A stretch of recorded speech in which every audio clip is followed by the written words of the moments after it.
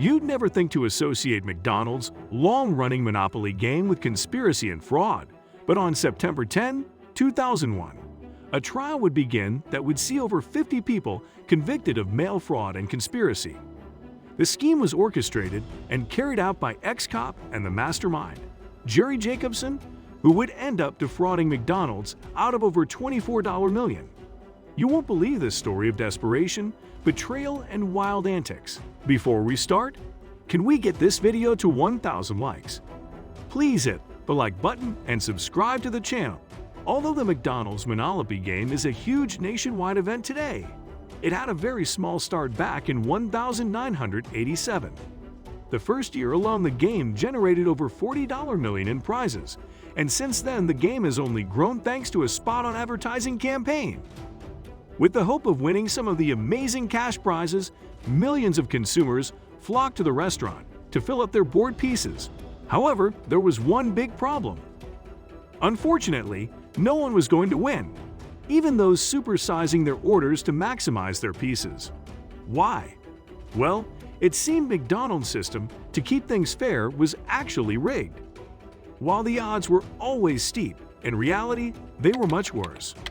The true odds were 25,000 to 0, and the winning pieces were in the control of one man who cooked up a system, although a sloppy one, to decide where the winning pieces were distributed.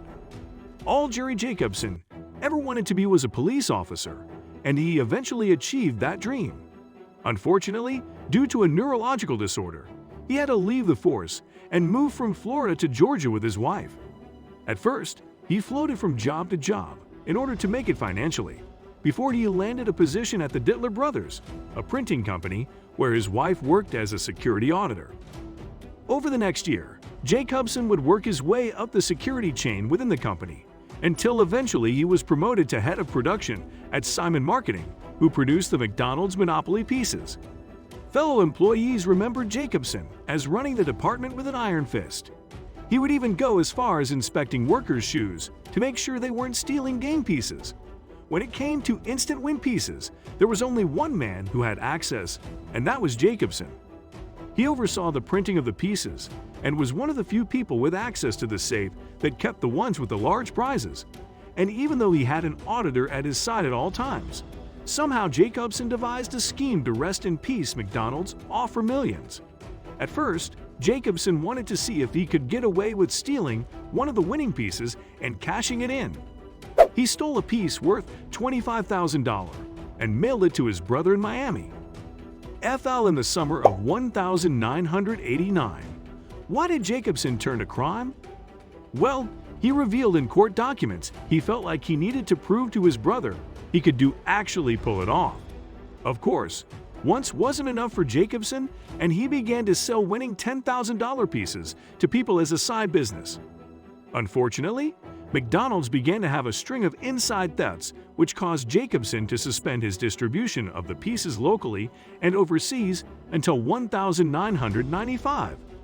With Jacobson once again managing the promotional Monopoly pieces, he soon became angered with Simon Marketing when they declined to allow winning prizes to be printed in Canada. The company claimed they wanted the business to stay in the United States, but Jacobson felt this was wrong, and new Canadians would soon begin to question why there were no winners in their country. It didn't take long for Jacobson to believe that the game was stacked against the consumer. This motivated him to go ahead with his next scheme. Even better, he accidentally was shipped a set of anti-tamper seals for the winning pieces. It looked like things were set to go. During his time at Simon Marketing, Jacobson began to live a life of luxury.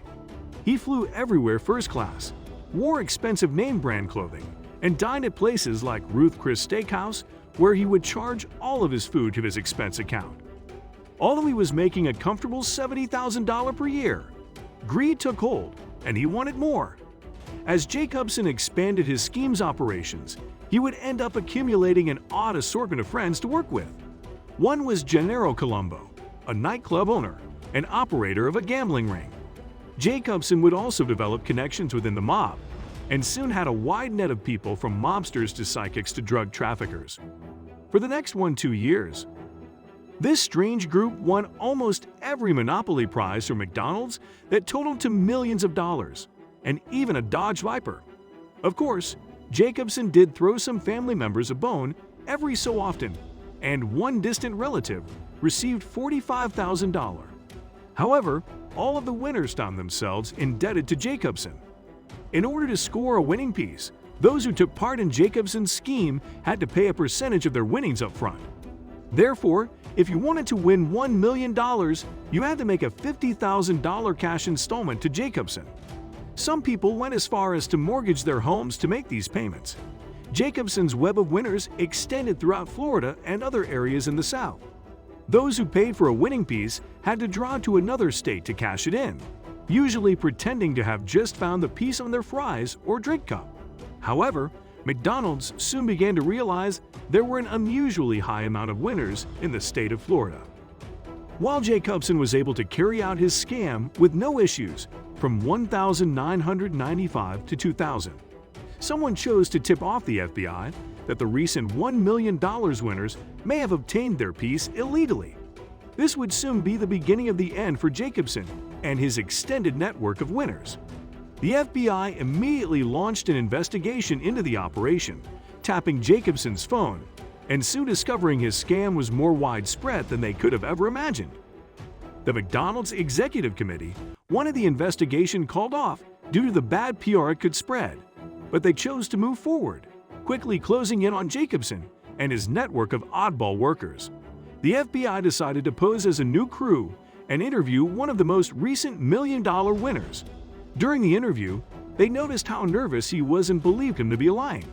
After months of surveillance and monitoring Jacobson and his extensive network, the FBI finally had enough evidence to move forward with charges. Through a series of raids, they were able to arrest everyone involved. Jacobson chose not to fight his charges in court and pleaded guilty. He was sentenced to 15 years in prison, while his other conspirators had to pay huge fines and spend a year in jail each. Jacobson ended up paying $2.5 million in fines and legal fees. After Jacobson's trial, McDonald's knew they had to make things right with their customers.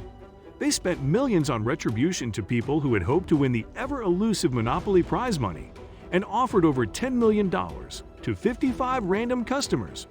They also paid out $15 million on a class action settlement. In the end, Jacobson still believes he was giving back to those who were trying to win a rigged game.